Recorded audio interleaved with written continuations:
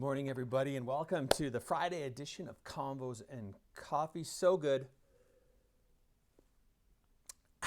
for you to join me this morning. I hope that today's scripture encourages you and just sets you up for a really amazing, God-filled, God-centered weekend. So the scripture that I have for you today is a pretty well-known one. It comes from Ephesians 2:8, and it says this, it is by grace that you have been saved through faith. This is not from yourselves, but it is a gift of God. And why is this so encouraging? Well, you know what? In today's day and age as a Christian, I think that we have a tendency to revert back to a works-based type of faith. And that is, we'll say, we equate our love of Jesus to things like our attendance in church. If we're showing up all the time, that makes us more pleasing in His eyes. If our political views, those are things that we sort of think of as things that would please God. And a big one is just like sin avoidance. If this last week I really avoided sin and read my Bible just enough and prayed the right amount of hours and minutes, then made sure that I showed up to church on Sunday, then I will have God's grace all over me, and that is how I know I'm living a successful Christian life. And you know what? That is completely missing the mark. Now, are those things like important? Yes.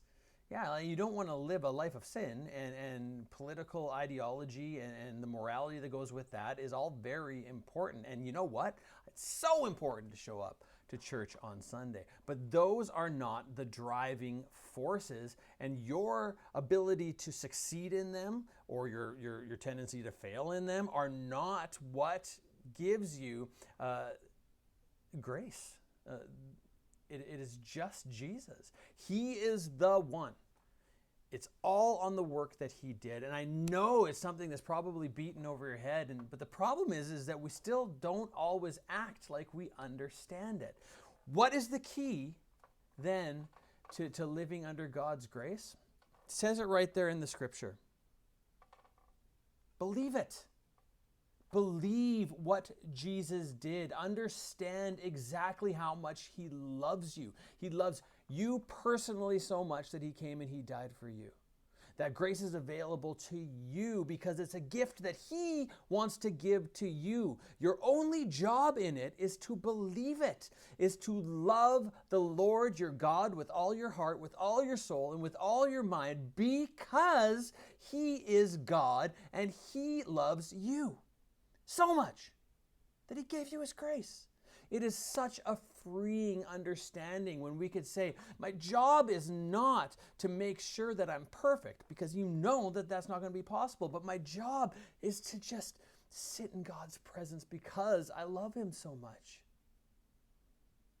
Now, the beautiful thing about that is all these other things, they're just going to come into line. They're going to line up nicely because of your love for the Lord. I tell you, when you're in love with Jesus, you don't want to do those things that make Him sad in His heart. If you love Jesus, you want to come to church and be with the community of believers because you know you're in His presence and you're doing it with other people who are just as excited to be there as you are. If you're in love with Jesus, political views and all that kind of stuff just sort of line up, because what you seek after is what God seeks after. And you're not judging others, you're not hating others, you're not offended by other people because of what their views are, but you simply act and move out of your adoration for Jesus Christ. That needs to be your motivator. So if you had a bad week this week, if you messed up a lot, don't let that motivate you.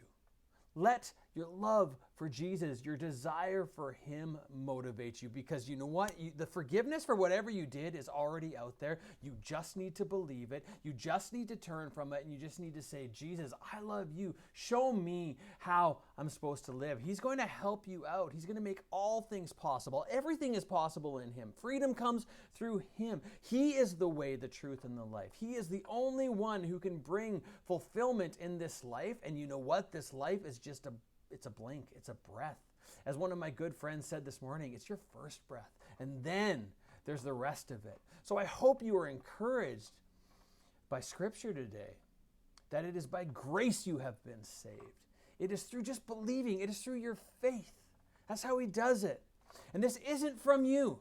It's not what you can do, but what he did, because it's a gift that he has for you. So I hope you go in the freedom of just loving Jesus this weekend, and then we'll see you on Sunday.